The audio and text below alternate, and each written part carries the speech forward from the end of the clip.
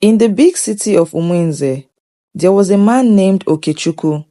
He owned the largest estate with golden gates, shining floors, and gardens full of fruits. But Okechukwu did something very strange. Every night when the sky turned dark, he left his beautiful house and slept on the street. He had no blankets, no pillow, just the cold ground under him. People whispered, "Why does a rich man sleep outside?" Some said he was crazy. Others said he had a terrible secret, but no one knew the truth. At the marketplace, traders gossiped about Okechukwu. "A man with so much money sleeps on the street," the fruit seller asked. "Maybe he lost his mind," the fish seller said. "Or maybe he is cursed," the old woman added. Everyone had a different idea, but no one dared ask Okechukwu. He never explained. He would just smile, sit by the roadside, and sleep. Even when it rained, he stayed outside.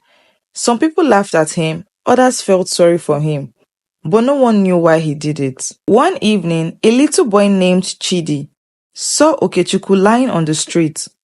Chidi was brave and curious. He walked up to him and asked, "Sir, why do you sleep here when you have a big house?" Okechukwu smiled but did not answer. Instead, he gave Chidi a piece of bread. Chidi took it but still wanted an answer. "Is your bed broken?" he asked. Okechukwu laughed softly and shook his head. "Go home, little one," he said. But Chidi wasn't done. He wanted to know the truth. The next night, Chidi saw Okechukwu again. He went closer, but before he could ask another question, a tall, scary watchman from the estate stopped him. "Stay away, boy," the watchman said. "The master does not like questions." Chidi was not afraid. "But why does he sleep outside?" The watchman looked around and whispered, "Some secrets are too heavy to carry. Go home." Chidi frowned. He knew there was more to the story.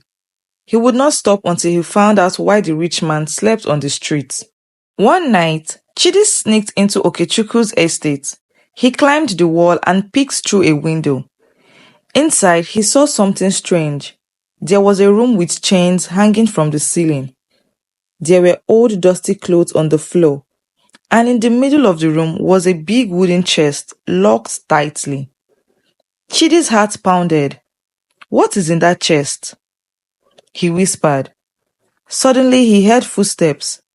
He quickly jumped down and ran home. He had to find out what Okechukwu was hiding. Chidi could not sleep. He kept thinking about the chest. Maybe Okechukwu is hiding something important, he thought. The next night, he returned to the estate. He saw Okechukwu leave the house and lie on the street as usual. But this time, Chidi noticed something else. A shadow moved inside the estate. Someone was still in the house. But who? And why did Okechukwu leave his grand home every night? Chidi hid behind a tree and decided to watch. The big wooden chest inside the estate creaked open. Chidi couldn't see who opened it, but he heard strange sounds like whispers. He felt a chill run down his spine. Then suddenly a tall, thin man stepped out of the house. His face was covered in shadows. He looked left and right, then disappeared into the night. Chidi's eyes widened. "Is that a ghost?" he whispered. Was this the reason Okechukwu refused to sleep in his own house? Chidi knew he had to be brave. He couldn't just wonder. He had to find out the truth. The next night, he waited until Okechukwu was on the street again. Then he sneaked into the estate once more. This time, he went straight to the big wooden chest. He tried to lift the lid, but it was too heavy. Then he saw something strange. A small key hanging near the door. Chidi grabbed it, his hands shaking. This must be the key to the chest, he thought. Chidi quickly turned the key in the chest lock, and the lid suddenly popped open. He gasped. Inside were old photographs, letters, and a single torn piece of cloth. The cloth was red with a dark stain. Was it blood? Chidi's heart pounded. He picked up one of the letters and read, I will never sleep in this house again. The past haunts me. It was signed Okechukwu. Chidi froze. What happened here? He whispered. Then he heard footsteps. Before Chidi could run, a strong hand grabbed his shoulder. He screamed. It was Okechukwu. His face was not angry, just sad. You should not be here, Okechukwu said quietly. Chidi held up the letter. What past haunts you? He asked. Okechukwu sighed. He looked at the chest, then at Chidi. It is time someone knew, he said, but you must promise me you will listen carefully. Chidi nodded, his eyes wide. Okechukwu sat down and began to tell his story. Okechukwu stared at the open chest, his hands trembling. Many years ago, I was a different man, he began. I was not just rich, I was powerful. But power brings enemies. Chidi leaned in, eyes wide. One night, I made a terrible mistake. I trusted the wrong people. I let them into my home. They came as friends, but left as thieves. His voice dropped.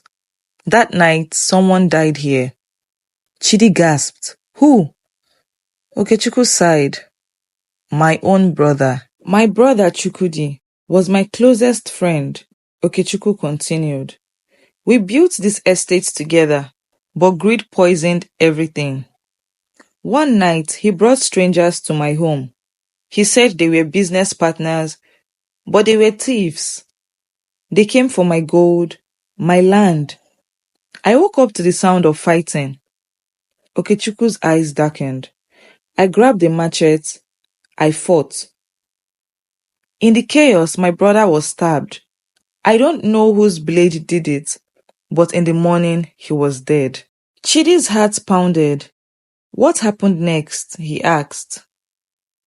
Okechukwu swallowed hard.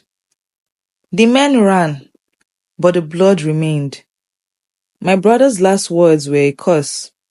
You will never sleep in this house again. He pointed to the walls. Ever since that night, strange things happen here. Doors slam, shadows move, whispers call my name. Every night when I try to sleep inside, I feel hands pulling at me, dragging me towards the chest. I cannot stay. I cannot sleep here. Chidi shivered. Have you ever tried to stay inside all night? He asked. Okechukwu nodded slowly. Once. I locked every door. I told myself it was all in my mind. But at midnight, I heard footsteps, many footsteps, then whispers. The air turned cold and I felt something brush against my neck. I ran to the door, but it wouldn't open. The whispers grew louder, calling my name. The lights flickered. Then the chest lid lifted, all by itself. Chidi's breath caught. What did you see inside? He whispered. Okechukwu's voice dropped. A shadow. A figure rose from the chest. It had my brother's face, but no eyes. Its mouth stretched open, whispering my name. Okechukwu, you betrayed me. I screamed. I pushed at the door, but the room spun. Then just as suddenly, the shadow was gone. The door flung open and I ran. I have never slept in that house again.